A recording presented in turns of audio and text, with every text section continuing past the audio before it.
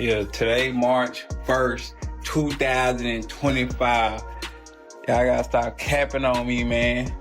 The only reason I look away in that picture. Terence Crawford and of boxing, rivalries aren't just built inside the ring. Sometimes they're forged in the gyms, in the press, and on social media long before the opening bell. And right now, one of the most intriguing build-ups in the sport is unfolding between Terence Crawford and Canelo Alvarez unexpectedly stepping in to stir the pot. I stay fit, man. You did? Yes, sir. And it's not tucked in. This is tucked in. I mean, it could happen. I mean, why not? If Crawford wanna challenge himself to be great, let him try to be great, you know. So, you know what I'm saying? I'm with it. So, you know, I'll be going for Bud, you know, if he fight Canelo, I'll be going for him. I mean, I don't know if he's gonna win or lose, but it all started when news broke that Canelo Alvarez had been working alongside Errol in training camp. The move caught fans off guard. Spence and Crawford have already shared the ring in a highly publicized bout. That ended in a dominant victory for Crawford. Many thought that chapter was closed, but now Spence was back in the conversation. This time as Canelo's training partner ahead of Canelo's Crawford, I think if anybody can pull it off, he can pull it off. Yeah.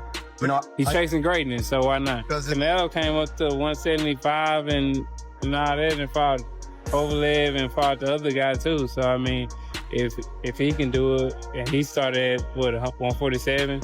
So I mean, if he's doing it, why can't? Proposed fight with Crawford, scheduled for 5 months from now. Terence Crawford and he didn't exactly break a sweat over it. In his eyes, Spence has never been a threat, no matter the preparation or the circumstances. Crawford made it clear that whether Spence was training alone, with a new coach, or alongside a pound-for-pound great like Canelo, the outcome would be the same.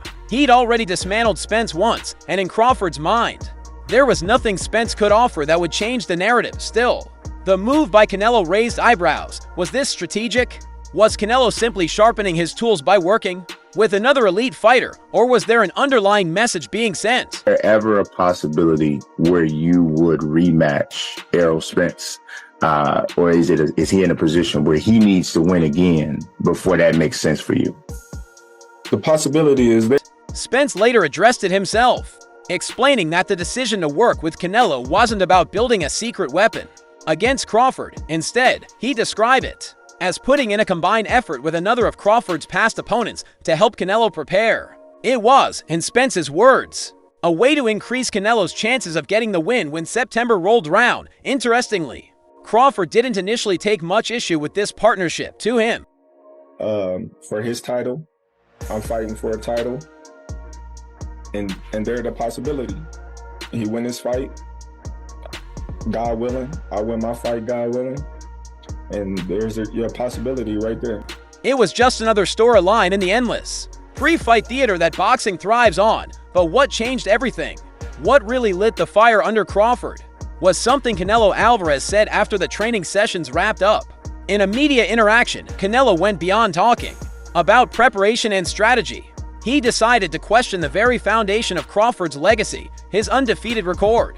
Canelo claimed that Crawford's perfect resume wasn't as spotless as it looked. He pointed specifically to Crawford's fight against Israel Madrimov suggesting that when Crawford moved up to a higher weight class for that bout, he was actually beaten, even if the official record didn't reflect. Be that you'd prefer Ortiz on that undercard with a view to then fighting Crawford maybe after that?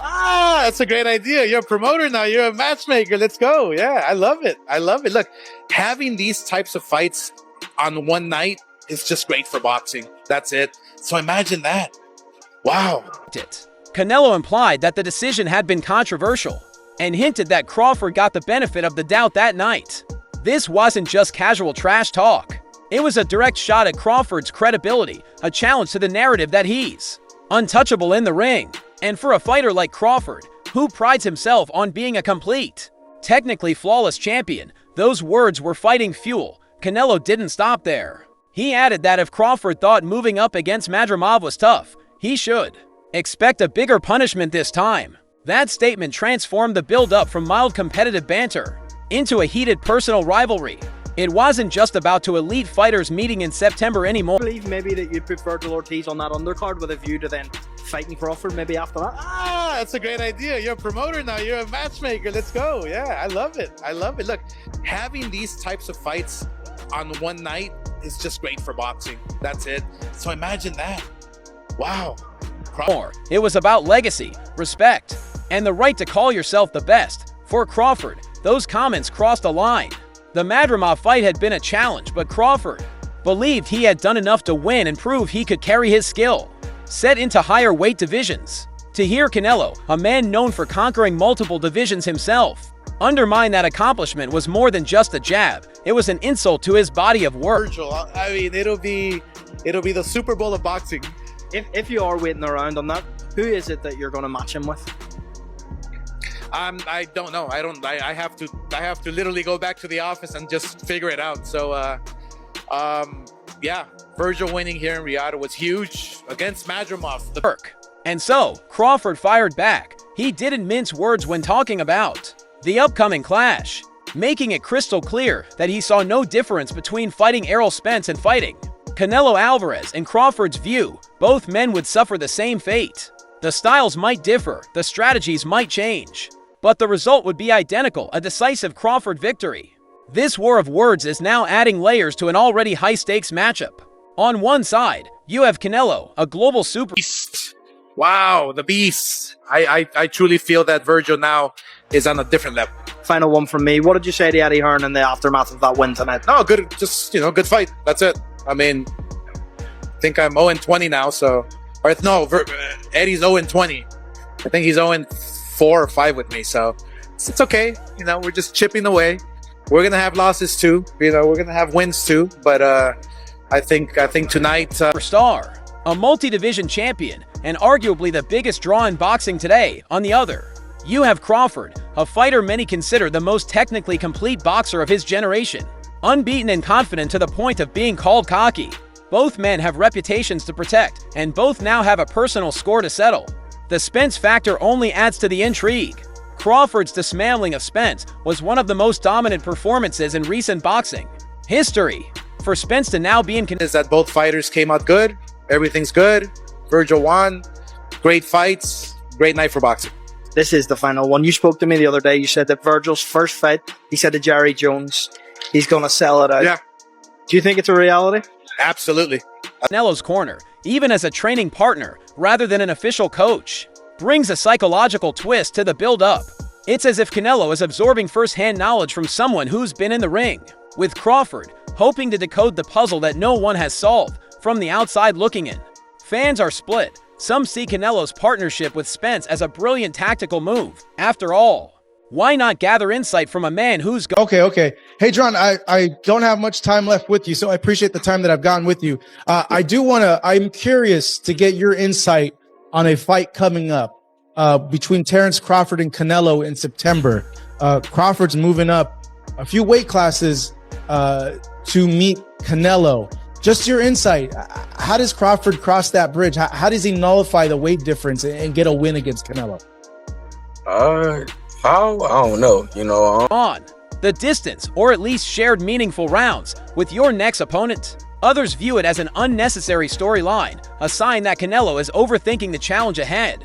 Crawford, for his part, seems to be using it as motivation rather than distraction. In interviews, he's brushed off the Spence-Canelo connection as irrelevant to the outcome in September. What he hasn't brushed off, however, that's like a 50-50, 60-40. You gotta lean towards Canelo because he's been at that weight for a long time now, and he been pitting big guys out and things like that. Crawford a little smaller, so I don't know. We gotta see how it play out come whenever they fight.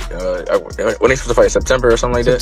September. Yeah, we gotta see how it play out. We don't know. It's boxing, but I think you gotta lean more towards Canelo because, like I said before, however, are the comments about his undefeated record. That, he's admitted, is personal. Boxing history is filled with great rivalries where the mental game was as important as the physical battle. Ali versus Frazier, Leonard versus Duran, Mayweather versus De La Hoya, Crawford versus Canelo seems poised to join that list, not just because of their skill levels, but because of the pride and ego both men carry into the ring. As the countdown to September ticks on, expect the verbal jabs to keep coming. Both fighters know that controlling the narrative before fight night can be just as important as the bout itself. For Canelo, undermining Crawford's aura of invincibility could plant seeds of doubt.